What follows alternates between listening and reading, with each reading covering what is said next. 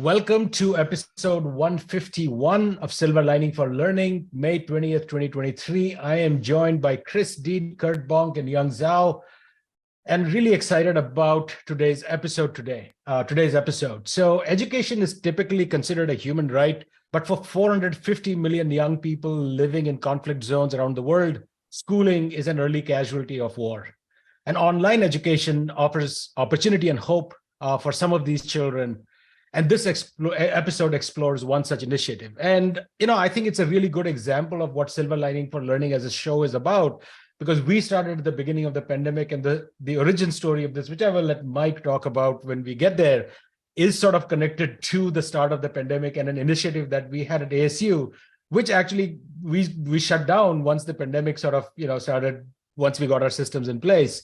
But Mike and his team took it forward and expanded it within Australia, and then it has grown and expanded over time, I guess in ways that Mike and others didn't anticipate, through partnerships, particularly with Classrooms Without Walls. And now it's providing opportunities for young people in Afghanistan, Myanmar, and Ukraine. It's received a bit of press as well, which you can see links to it are on our website and will be on the show notes and be posted to the world of podcasts. So with that, super excited to have Michael Phillips and Clara Mannix, from Monash University in Australia, and David Falconer, founder of Classroom Without Walls, joining us from Canada. So maybe, Michael, we'll start with you. Tell us a little bit about yourself and how this came to be, and then we'll move on to Tara, and finally, David, you brought this sort of international piece through your work. And so let's start with you, Mike. Thanks again for joining us.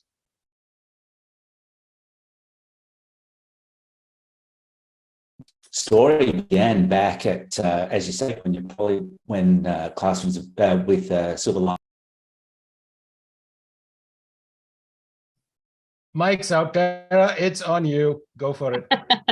Well, the part of it that I can't speak to, Punya, I'm sorry, is the conversation he had with you early on. I was brought in exactly after that.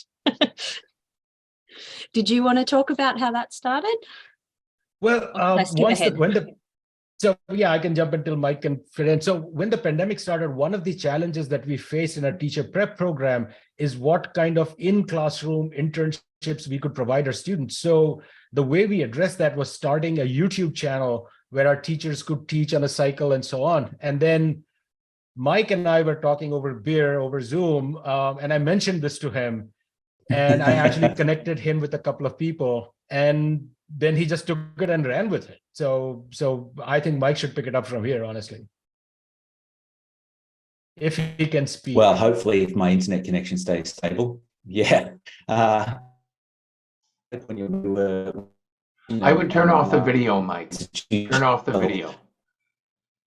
Okay, I'll get that as well. One of the challenges that we had was trying to find placement opportunities for teachers to complete the requirements that our state government had for them to. This part I do know. I can step in. Yes, for this go part. for it. Yep, let's ignore this guy. He's no use.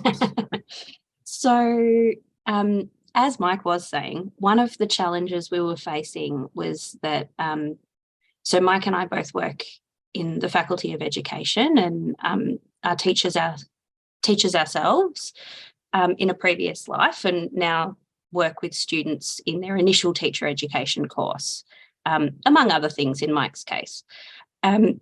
So a challenge that we were really facing is that to pass the course and then to go on and become accredited to teach in our state, students need a certain amount of supervised placement days. And in 2020, those days were just not available to them. In our state in particular, schools switched to online teaching literally overnight.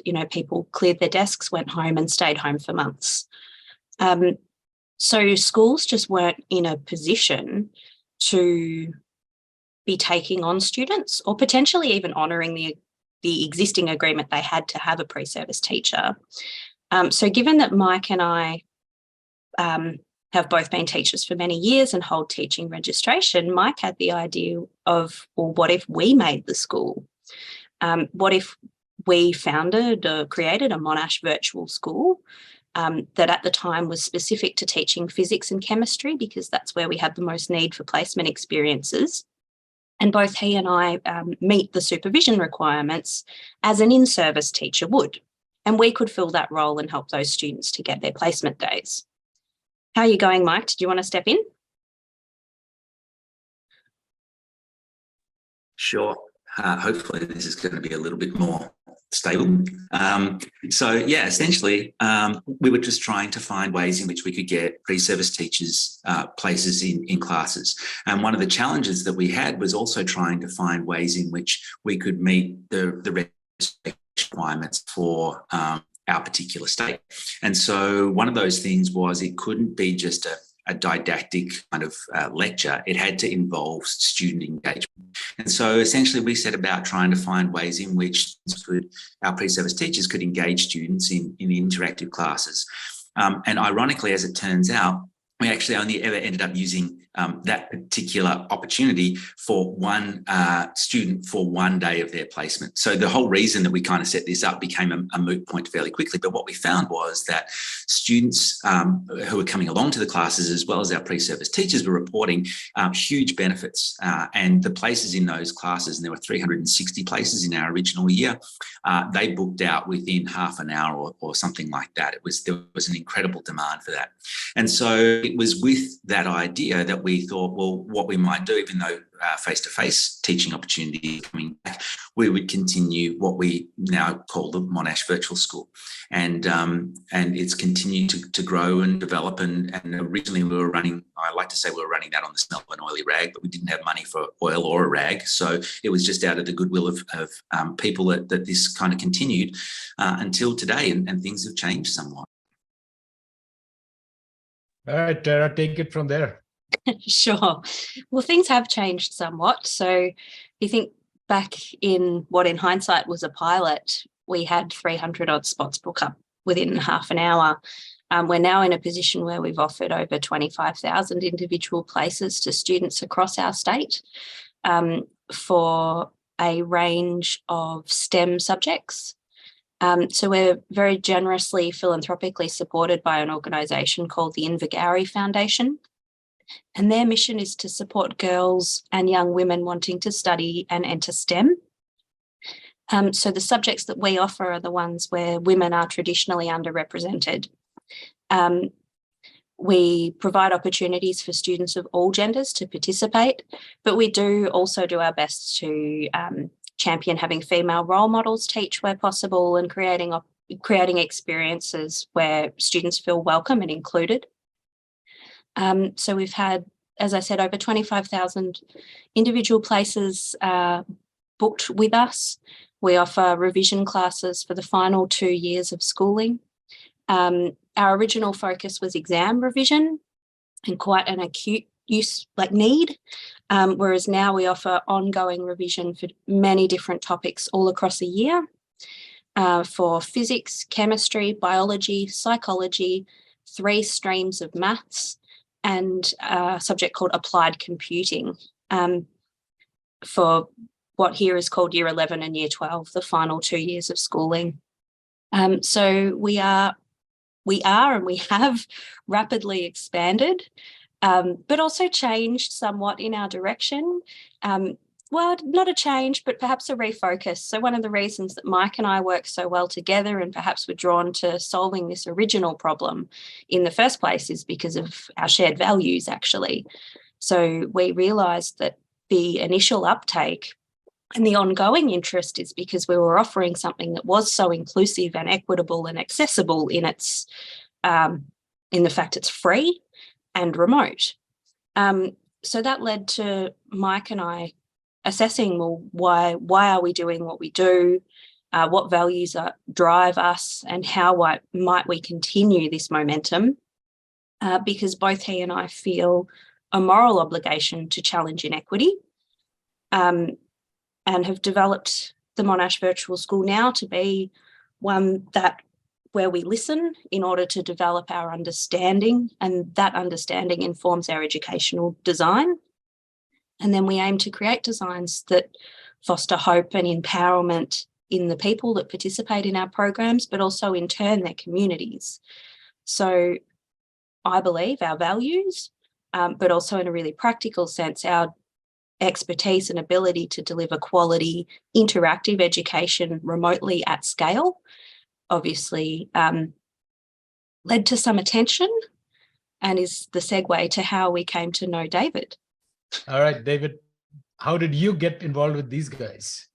Well, I tell you, it's, you know, how you often hear people, you know, it was an answer to a prayer. That's what it really almost feels like, because how it all started, basically, it was receiving an email from someone that I didn't know in Ukraine. They had, basically, it was just a generic email requesting educators throughout the world to volunteer their time to just do online lessons on whatever subject they could to these now millions of children in Ukraine that were not able to go to school. I raised my hand. I really wasn't sure what I was getting into. And but for me, that first session, which I will never forget, really made me realize that I was going to provide support to this nonprofit organization in Ukraine for as long as I could. And as the days went by and I volunteered more and more and more, what happened is that in my almost daily connections with the senior management of this nonprofit organization known as Smartos Vida, it became very clear that they were needing support to expand the program because the emails that they had sent out had not been answered by a lot of educators. And I think it had a lot to do with the fact that many like me were kind of questioning, what is Smartos Vida? Who are they? And so on. There were just so many things happening at the time. So after having spent time getting to know them, and we're talking about a period of 2 to 3 weeks, they asked me if I would be able to become their international program recruiting coordinator. And I accepted the invitation. And I started basically sending out emails, making phone calls to colleagues, organizations that I knew of, and, you know, a few connections here and there. And I began to get all sorts of responses, which made me very, very excited about fact that more and more people were coming into this volunteer work. So that, unfortunately, all that effort was just not producing a lot of results, to be honest. I was literally spending hours and hours and hours. And that's when it suddenly hit me. I thought, what about if I start connecting with universities throughout the world? I knew a few contacts here in Canada, but overseas, it was like, okay, let's see who responds. And I thought, oh, you know, at one point, my family wanted to move to Australia. I thought, I'm going to check universities in Australia and see, you know, what universities, you know, might be interested in knowing what we're doing. And as it turns out, I received this beautiful email from this fellow I had never heard from, but I immediately thought, man, he is a keeper. His name is Dr. Mike Phillips. And in that email, he basically said, David, I just happened to receive your email. What do you think if we have a conversation? And that conversation led to, let's do something about this. And that was really the beginning of this beautiful relationship that has existed, you know, now for a long time. And I'm so appreciative for their support, their help. And without them, I know that what we have now would have never come to fruition. Thank you. So just want to make a couple of quick points. You know, we hear a lot about like tribalism and all of these things. I mean, the Ukraine war being one example of that. But at the same time, when we look at how this technology can bring people together, I'm just thinking of the chain of circumstance, Mike, where the beginning of the pandemic, we decide to meet evenings and it's morning for you. You guys are drinking beer in the morning and I'm drinking beer in the evening as we just hang out and chat because we're all sort of lonely in our little, you know, houses stuck. And through that meeting that, you know, I set up with Jody, and then that you and Tara just sort of ran with it. And then David, you're sending these sort of emails out into the blue. You're getting the first email from somebody and then sending these emails out of the blue and this one connection happening. I shouldn't take any credit for it at all, but I sort of feel super proud that I was a tiny little cog in that chain of circumstance, which I think is amazing. And I think Kurt has a follow-up. But before that, can you give us a sense of how many students, which countries you're working in now? Because, I've read the news stories and they're very inspiring, but people who are listening may not have known that. So whoever wants to talk a little bit about sort of the scale of things now and which countries you're working in, how is it operationalized broadly? Well, I can probably talk about what we're doing in Australia, and then David's best placed most certainly to talk about the international side of things. So as I said at the beginning, we sort of grew from a couple of hundred places when we first started, but with the philanthropic support that we've got last year, we were running classes for students in the final year of their secondary schooling, and we had over 25,000 places booked there. We've doubled the offerings this year, so we're looking to have 50,000 in that program. Plus, we've got a primary school, an elementary school program that we started this year. So in Australia, I'd be saying we'll be in excess of 50,000 students this year. But David's much better placed to talk about all of the amazing work that he does internationally. Well, I have to say that when all this started, I was really not counting numbers. For me, even if one student showed up, that was enough to me to basically say we are justified to continue what we're doing. But we knew that we were getting a lot of students. My first session teaching, and then the second and the third and the fourth and so on, I was getting on average 300 students. And it was somewhat overwhelming because, you try to connect with students and suddenly you end up with 300 students. I thought, okay, definitely we need a lot more support, a lot more teachers that would be willing to volunteer their time and join this project. And so with Ukraine, basically since the beginning of war, we've had thousands of students getting involved. And it was in the month of July that I happened to receive an email from a colleague of mine. I was a head of school in Myanmar. I happened to receive an email basically requesting if we could do something similar for Myanmar. And because I had actually lived there, but also understanding the plight of the children and millions of children internally displaced in Myanmar, I immediately said, let's do it. Not really knowing exactly how we were going to do this, because I thought we're really struggling with the Teachers for Ukraine program. We're going to have to bring a lot more volunteer teachers into the Teachers for Myanmar program now. But again, if I had not been for Mike and Tara, it would have been extremely difficult. And since we started the Teachers for Myanmar program, again, thousands of students have received, the beautiful gifts of Australian teachers, Canadian teachers, and teachers from all over the world, spending 1 hour of their time teaching these students something that they will remember. And that is not how to balance chemical equations, but the fact that there are all these teachers out there that really care and that want to give their time to provide these children with a sense of hope. Then it was in the month of November that just as I was driving to work, I happened to listen about the situation in Afghanistan, and I happened to hear a name, Lauren Oates, who is the executive director of Canadian Women for Women in Afghanistan. And she was talking about the fact that literally hundreds of thousands of Afghan female students were banned from school, and that how they were hoping and trying to get some sort of virtual schooling going.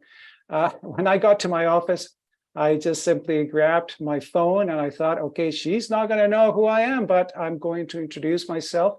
And as I'm introducing myself, I'm going to say something that I'm sure she will find very interesting. And that is, guess what? We have a partnership with this incredible university in Australia.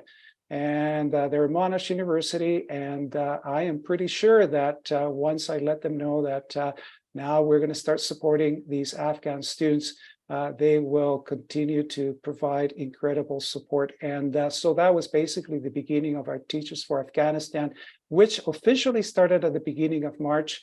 And we're now delivering weekly lessons. And what I had to say is we're really touching the tip of the iceberg here. I was looking at our schedules and the number of empty spots that we have. And I keep thinking, boy, we could definitely provide more and more hours of teaching to these students who are in desperate need. And so I'm hoping that as we continue to move forward and the word happens to spread around the world about Classrooms Without Walls and the incredible experiences that Monash University students have had, that other universities, post-secondary institutions, organizations will say, David, can we join you? And again, I have to thank Monash University for all the work that they've done, because really without them, without Mike and Tara and all the incredible pre-service teachers and teachers who joined, this would have never happened. Thank you. Thank you. Very inspiring. Kurt, go ahead. So I have two comments and I have two questions. I had to look up, Punya, when you said you had a Zoom beer. And sure enough, there's Zoom beer you can buy out of Maine, brewed in celebration of the second anniversary. Zoom is an imperial sour ale with raspberry, tangerine, lemon, and vanilla, sitting at 9% ABV. It is our strongest ale ever, with these blends of rocket pops, fresh blended berries, sweet, tangy raspberry lemonade. So I can definitely say that who's Zooming who will definitely happen if you have a Zoom beer. The second thing I want to mention for people listening in our later on to the recording, we did have a show with the Asian University for Women who had taken in a number of females from Afghanistan and one of the last flights out under Taliban rule. And so it's probably a few months ago, but you could look it up pretty easily. And it was a real emotional story. In fact, that's what got Punya and I to start thinking we need to do more such shows. And I think that then he looked and he reached out to all of you. So this is links back. So if a professor is using this as a exemplar episode in his or her classes, you might want to go back and get the other episode and maybe have students do a comparison and contrast or reflection thereof. So now my two questions. So I wrote a book called The World is Open, How Web Technology is Revolutionizing Education back in 2009. And I got to meet all sorts of fascinating people, like David Wiley, who's been on this show, and many, many others who've kind of opened up this world of open education, open up the awareness so that others can be to take advantage of it. I'm wondering two things. One's financial, one's not. Maybe I'll ask the financial first. Tara and Mike, there might be people trying to replicate what you do in other countries and other places.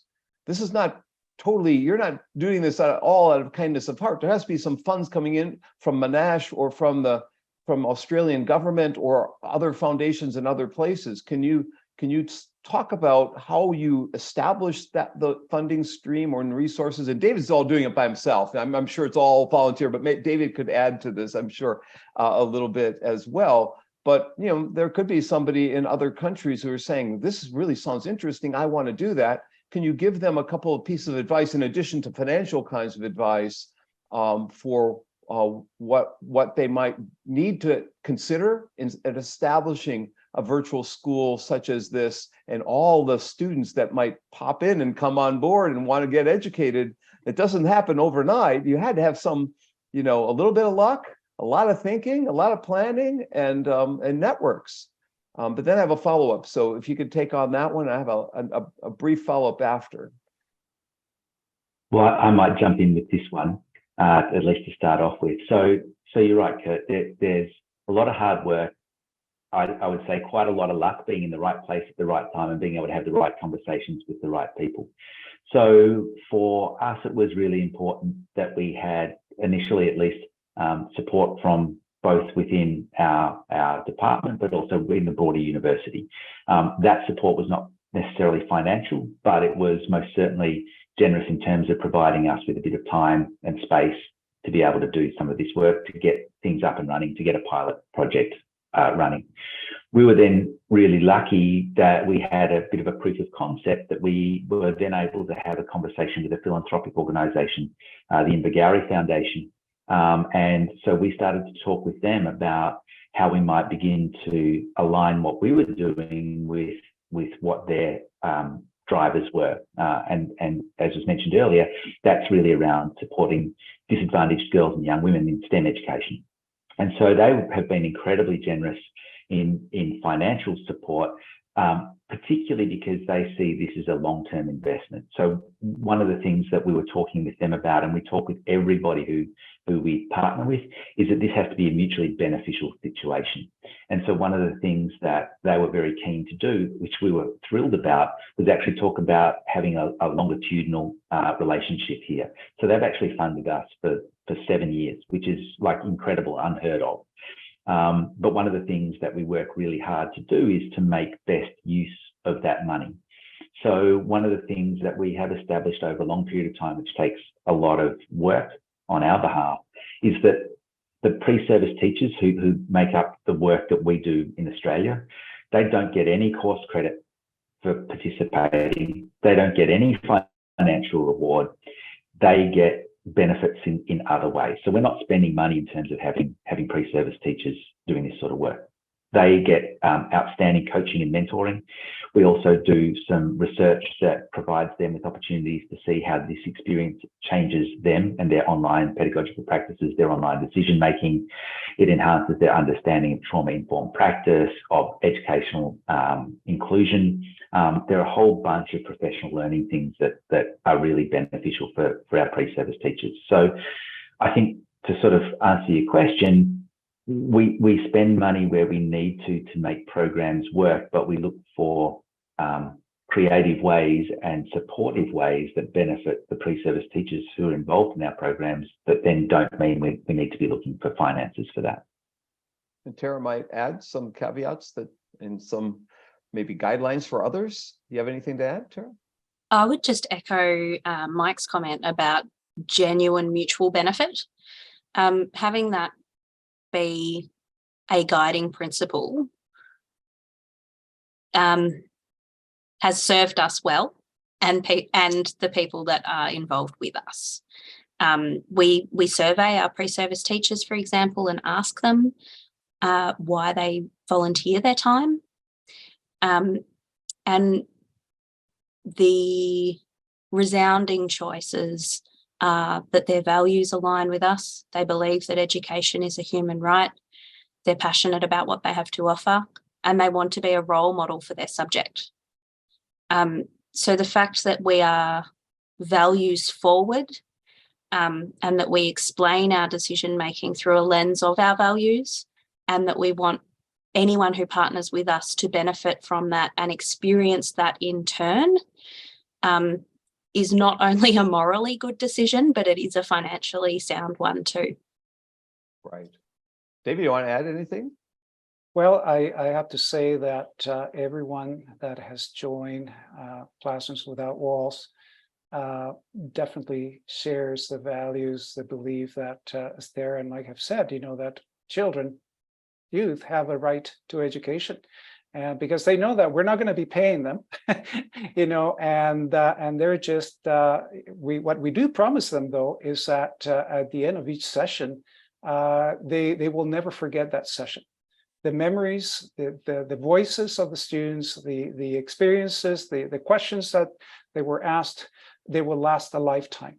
And so for especially young teachers, I say to them, this is an incredible opportunity to really get a sense of what's important in education. Because I remember when I started, and I thought, okay, I have to make sure that my first day, kids will sit down and we're going to start the math and the social studies, and I had my lesson plans, and then the kids came in, and I immediately realized, okay, the first thing that I need to do is connect with these children. They need to know who I am, and I need to know who they are, and not a superficial level. And so for young teachers, new teachers that join our program, this is an incredible opportunity to really understand what education is about. Definitely, we have to have those lesson plans well prepared, but most importantly, we need to be aware that we need to let the kids know who we are and make those connections that will allow us to be better teachers. So my follow-up question is about the networks and about the relationships, but not with the students necessarily. I'm interested in forming networks and relationships with other people around the world who might have doing similar things. And so I wonder, for our audience that's watching now and listening later, if you could provide them with some resources, annual summits, conferences, organizations they might join in Facebook or whatever social media platforms out there. Here in the US, we had a conference annually called Open Education, which fractured it into two conferences. It was put on hold for a while because some were into pure humanitarian kinds of things. Others wanted to get funded through vendors and whatnot, and they had to be sustainable, to run these conferences every year. And so they had a disagreement about things, and they actually put on hold. And now it's starting up again. But they do great mentoring at it for young people who want to get into open education and help them with their research on it and dissertations on it. So it's real fascinating. They got funds to do that. And so I have all my grad students apply every year, and a number of them have gotten into that conference and that mentoring program. I wonder if you could talk about other, such conferences, summits, mentoring programs to get the next generation involved in this free and open education world and be doing fantastic things like what you're doing. You want to point to anything in particular people might want to be aware of? It's a really good question, Kurt. So one of the things that I've found and been really fortunate, and this is actually where my connection with Punya first started, was at a conference that I went to where I actually just found myself with a group of really like-minded people that just had ideas that resonated with one another.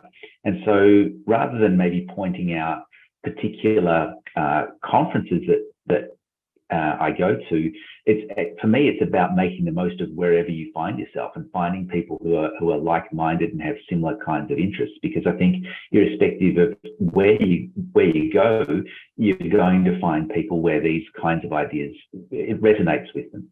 But one of the things that I think we've been particularly focused on and conscious of over the past year or three now is really actually trying to grow networks from within.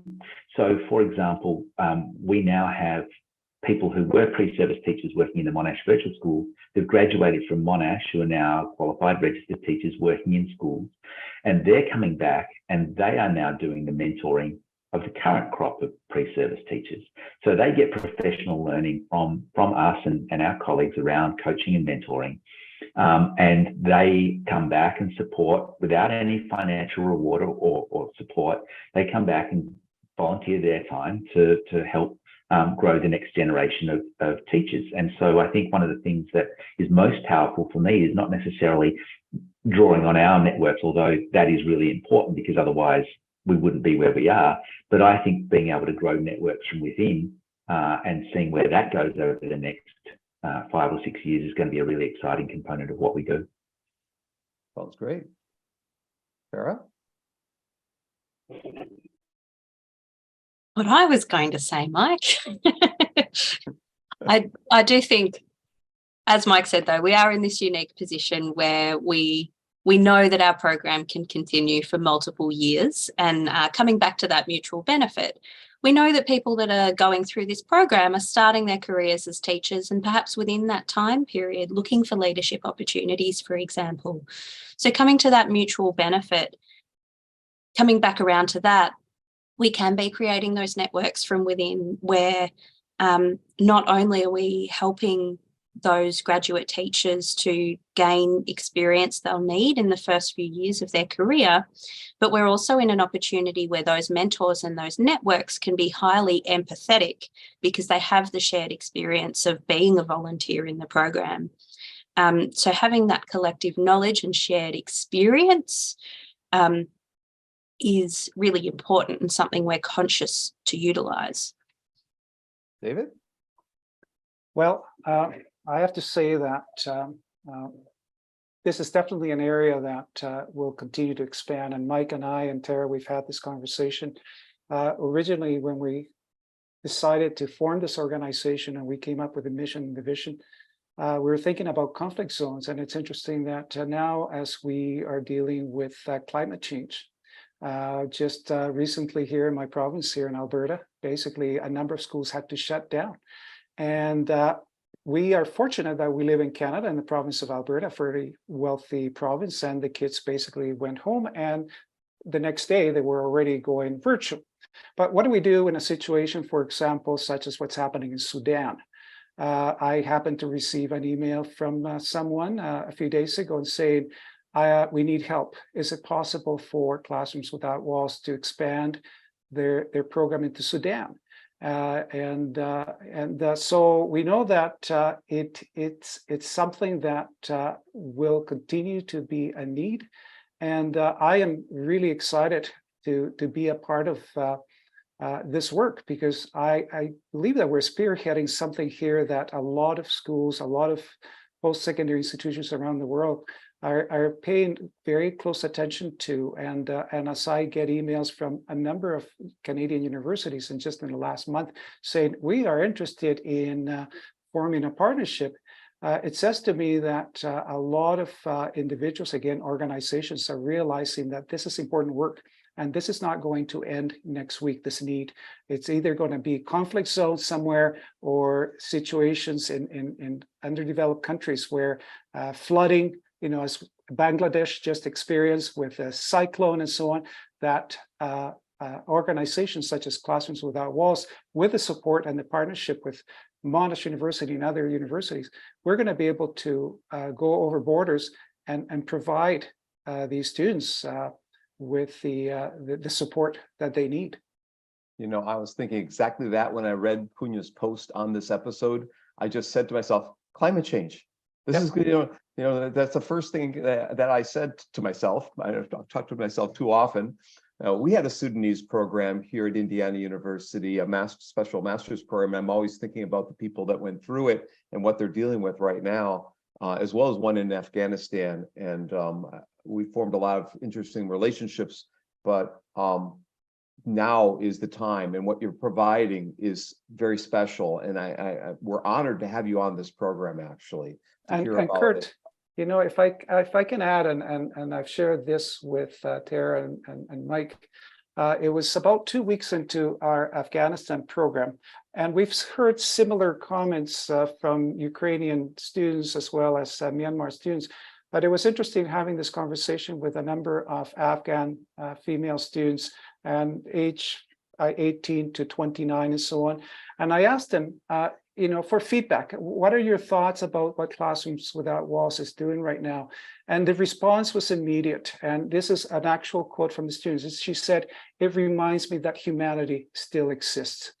For these students that are in situations where they can't leave their homes because they're female, so they cannot go to a park, or they can't even access a historical site, for them to know that there are volunteer teachers from around the world, saying, "Hey, I'm here and I'm going to give an hour of my time." For them, it's an incredible sense of hope. And that's what we need to give these students, a sense of hope, because you take hope away, what is there? There's nothing. We have to move on to Chris. I've been talking too much here, but this is all wonderful. Chris? So thank you again for the work that you're doing. It really ties into the central theme of this program, because when we began more than 3 years ago, we all are experts in online learning, and we started this because we said it's a great opportunity for online learning, but people are going to mishandle it, they're going to do it poorly, they're going to blame online learning. And perhaps by celebrating successes all across the world, we can fight against that tide to some extent. And it has been a difficult tide to swim against, as I'm sure you're aware as you offer an online alternative, that maybe it's an easier sell because it's an online alternative or nothing, but still, you read the newspaper articles and they say, hundreds of millions of children are are without education, which is true, but they treat it as an act of God. It's like, well, too bad. I guess, maybe someday they'll be able to get an education again. And the headline is not, let's build capacity so that hundreds of millions of children across the world can learn online. And the research community has been a big part of this problem, because many researchers, including some of my colleagues, have said, oh, it's remote learning that's the reason that students are losing ground. Remote learning is just dramatically inferior, without evidence, I might add. And it's been very interesting to watch some of them quietly backtrack, because when they actually analyze real data about this, there's all sorts of reasons that kids have struggled under the pandemic, common sense reasons like fighting with grief. And where remote learning has been done well, it's been a plus. It hasn't been a minus. And many children report that remote learning is actually better suited to their style of learning than face-to-face learning. So once again, you're not only an example of humanity, you're an example of the fact that we are throwing away, because of bias and information, opportunities for many students. So having preached my sermon for the week, I now actually have a question.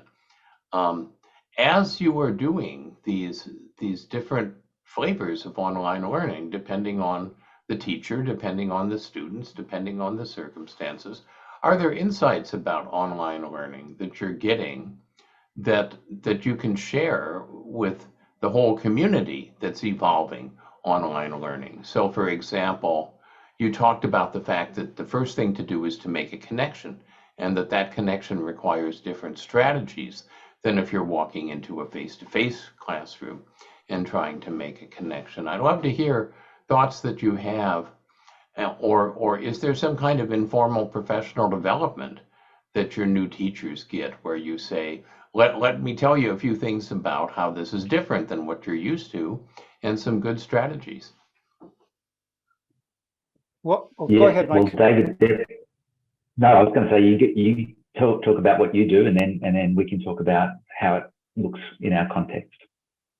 Well, definitely one of the first things that I do during my introductory session to prospective volunteers is to let them know that, look, this is going to be very different from what you've done before. And of course, as educators, we went through that pandemic period where we had to basically provide lessons to our students through Zoom and so on. So we have that experience. So we know how to use Zoom or Google Meet. But the difference here is that you are connecting with children that are living right now in situations of extreme violence. These are not students that are basically sitting at home and then, after supper, they go and play soccer outside and they joke with their friends. These are children that are very likely, once those connections are made, they're going to be texting you, or they're going to be using Telegram or WhatsApp, and they're going to be saying, this number of kamikaze drones came down on Kyiv last night. Or in Myanmar, they will be telling you what happened in the neighborhood, that jets bombed an entire village. Or in Afghanistan, they will be telling you that, guess what? I managed to get into a library without the Taliban knowing that I did that. So when you hear these stories, you have to be very ready to adjust your way of teaching. You have to be very careful, very sensitive, and teachers are that already. I find that, educators, they get into the field of education because we have that in us. But when you suddenly encounter these children like these who are really living, experiencing extreme violence, it really requires you to put a few more layers of compassion, of empathy, of listening, and say, I need to be flexible. I realize that my lesson, is right in front of me, and I have to make sure that I cover all the different learning outcomes. But at the end of the day, those are things that need to be put aside. And you have to say, okay, what's really important here? What's a real priority? So in terms of a strategy, I say to my colleagues, look, patience will be a huge priority here. But guess what? We need that in the regular classroom here in Canada. So these are all the mutual benefits that happen when a volunteer from Australia or from Canada comes into the program, is that they're going to learn things, skills that, they're going to have experiences that they're going to transfer into the regular classroom. So definitely patience, flexibility, being a good listener. Those are all things that in this program are definitely at the top of the list. And it's something that I talk about at length. And the last one, it's importance of self-care. I say to all my dear friends and colleagues, look, another strategy that you're definitely going to have to pay attention to is to watch how you're doing, how you're feeling, because you're not going to be able to, after the 1 hour session, to just simply say, well, I'm going to now go and watch a movie. I'm going to go and eat a pizza and then forget about, the Afghan students that I just talked for a whole hour. So that's another thing that we talk about at length, the importance of self-care, and that's another strategy. But again, that's something that all educators need to be aware of. It's not something that we can forget because, hey, I'm a teacher here in Canada and Australia. So those are just a few of the things that definitely come to mind at this point. So from our perspective, Chris, one of the things that we do is we're actually doing some research. You were talking about a research community and some of the challenges the research community has had in terms of online or distance learning.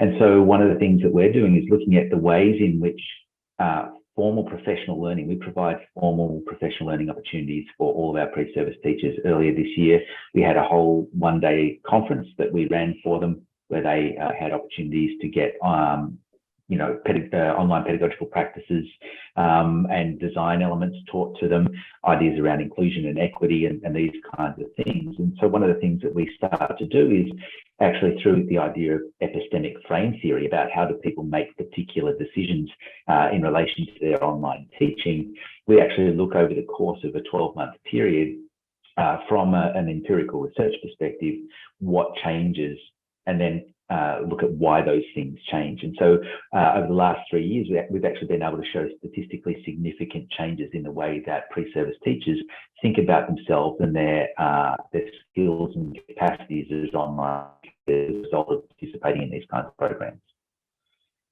Well, I'm really happy that we're helping you publicize that work because I think it's really important.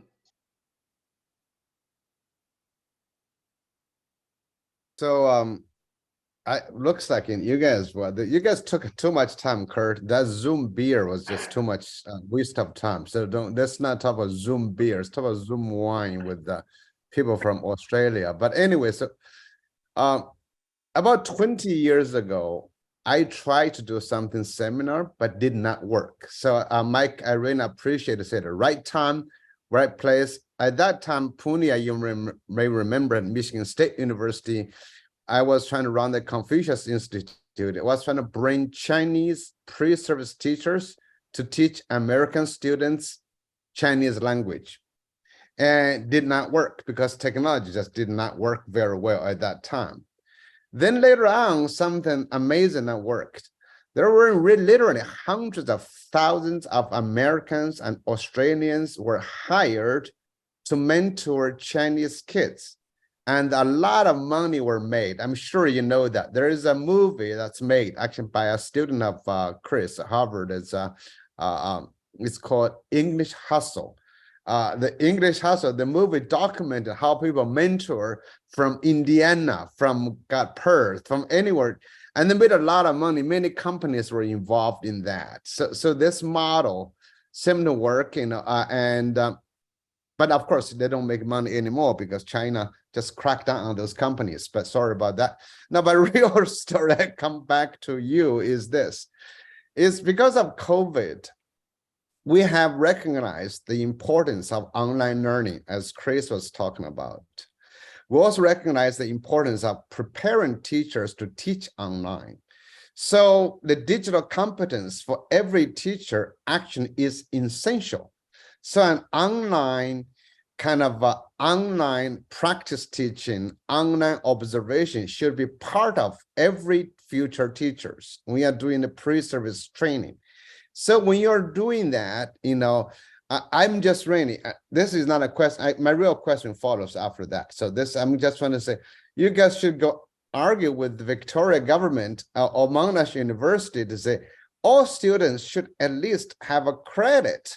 Should every student, future teachers should at least have 1 or 2 credits teaching online, teaching global, like Classroom Without Walls. You need digital competence, global competence. How do you teach online? How do you teach diverse set of students? Because right now, the pre-service teachers' experience is still isolated in the classroom. So when you are building this, but my real question is actually next one is actually much more significant, because I've been thinking a lot, because in many places, we talk about having students doing meaningful work, doing project-based learning. I'm trying to do this, but I have failed many times. I'm just trying to get you guys to do it. Okay. So I was wondering, why don't we get high school students to organize teaching of things they're good at and to students in other countries and mutually learn that? That is really what actually I'm most interested in. I'm sure students in Alberta, in Melbourne, or in any place, they have something to teach, especially those students who are trying to do good, because that happens already. People trying to do peer tutoring, peer mentoring, but how can we mobilize more of those? So any one of you guys, feel free to jump in,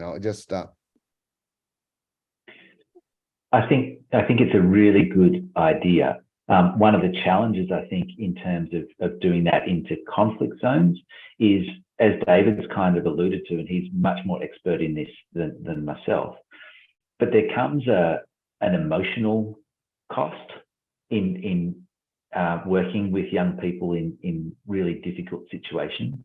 So one of the challenges, I think, if we were to be getting teenagers to do that, would be considering how do we do that in a safe way, not only for the students who are receiving the education, but those who might be delivering that as well. I don't think that that's something that should preclude us from doing that. I think it's something that would be really powerful and hugely beneficial for all concerned. But there are these challenges and balances that I think we need to consider that go beyond what we might consider, if that was going to be happening between high school students in different states in the US or in different states in Australia or Canada, for example. So I think there are some additional challenges there, not that they're insurmountable, but ones that we probably just haven't quite been able to get our heads around at this point. I'm not sure. David, do you have anything you'd like to add to that? I do, and I have to say that at Classrooms Without Walls, we have been so incredibly blessed by a number of organizations that have heard about us and have said, hey, can we join and support your program? And one of them is Strive to Thrive, which is actually an American sort of a youth organization that provides education support to children in underprivileged neighborhoods and so on. And they contacted us and they asked whether or not they could actually participate in our program and do lessons for Ukrainian students. We had some hesitation at the beginning because of what Mike has mentioned. It was like, okay, it sounds like a great idea, but we really need to think about this very carefully. And what we did is that we contacted the students' teachers, as well as their parents. And we had to basically provide all the information about, look, this is what we do. And these are the potential risks that could happen. Even something as simple, and Mike will remember this, the number of Russian hackers that we used to get at the beginning of the war. And we would be doing a session, and the next thing, a Russian hacker would get in there and do horrible things. And so we've gone fairly Smartus Vitas, they've put all sorts of extra layers of protection and safety that really that doesn't really happen anymore. But we are quite concerned, in Myanmar with the junta and in Afghanistan with the Taliban. But we've actually managed to put enough safeguards that Strive to Thrive high school students have actually delivered lessons. And the experience has been so incredible that, for example, I'm going to read to you an email that came to me at 12:08 p.m. today from a student, high school student, who is doing just that. And she said, "Hi, David, I hope you're doing well. I can't tell you how much I enjoyed my lesson with Ukrainian students." And then basically, she says, I really want to continue, but I also want to see what other things I can support with Classrooms Without Walls. So we are actually, we started to venture into this idea. And I have to say that the students that have done that have been incredible. And they've had the experience, again, that they will never forget. And they might not necessarily go into the field of teaching, but they will definitely remember the importance of love, hope, kindness, empathy. And that's what we want from everyone. And these students are definitely experiencing that as they go and they connect with these other teenagers in other countries. Thank you. Thank you. I'm looking at the time. We are at 4 minutes. I don't know how the hour went by, I think. So I'm just going to actually have each of you very briefly, if you have any final comments or thoughts that you want to share with us before Kurt introduces our next episode next Saturday. So I'll go the reverse order this time. So David, have you go first, Tara, and then Mike. Okay, well, definitely, we've talked about connections, and I have to say that this is a program where both teachers will experience connections with the students, and students will feel an incredible connection with their teachers. And as I leave this podcast, and I wish to thank everyone for inviting me, I just wish to share with you a text that I received, and it really summarizes the type of relationships that develop in a program like this. And it came from a number of my Afghan students about 2 weeks ago, when I ended up not feeling well and I had to take a few days off. And I received this, and it reads, "Hello, sir. How are you? Where are you, sir? You don't say anything in the group. Are you okay? We all miss you." That's what Classrooms Without Walls is. We are all volunteers. We're doing this because we want to do it. And we're looking for more volunteers that wish to join this worldwide effort. And if any are there listening that wish to explore this possibility, you can send us an email at cww@classroomswithoutwalls.ca, and we will happily respond to that email, and we will invite you to an introductory session. Thank you. Thank you, David. Tara? I was going to take the opportunity to encourage some volunteers as well, David. I'll also just point out that basically anyone could volunteer something that they are interested or passionate in. So I think I wouldn't want people to think they have to be a world expert in a particular topic, but if they are, there would be a student interested in that too. But as David was saying before, this isn't necessarily balancing equations. Students coming along to these sessions are given the opportunity for some intellectual respite. So that might be one of my favorite examples that David has told me about was a magician. Yep. Or you might be able to cater to a student who very nearly finished their schooling and is wanting to access content and information at a fairly high level, or anywhere in between. So if people have a topic that they're interested in, passionate about, perhaps an interesting job they might like to share, anywhere along that spectrum, because the way that David has structured this is that students can see what sessions are available and come along to what excites them.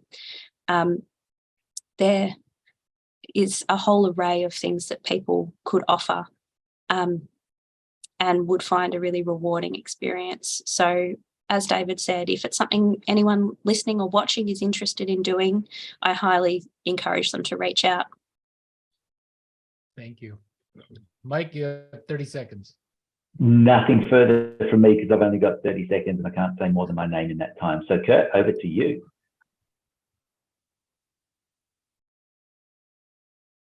It's been great having you guys on this show as a follow-up to many other shows that we've had on similar topics.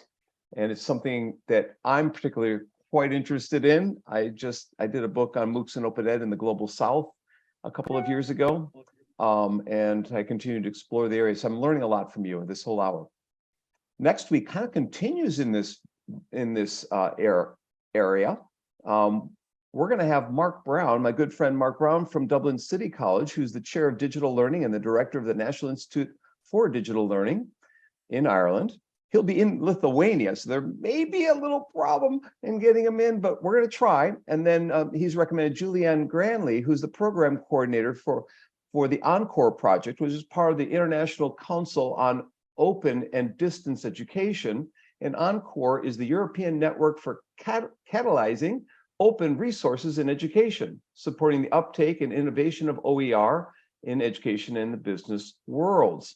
So we might also have a surprise guest that Julianne might bring with her. And so it'll evolve. It's at 11 o'clock Eastern time on May 27th. I hope you can join us or watch the recording. It'll be a fun show next week.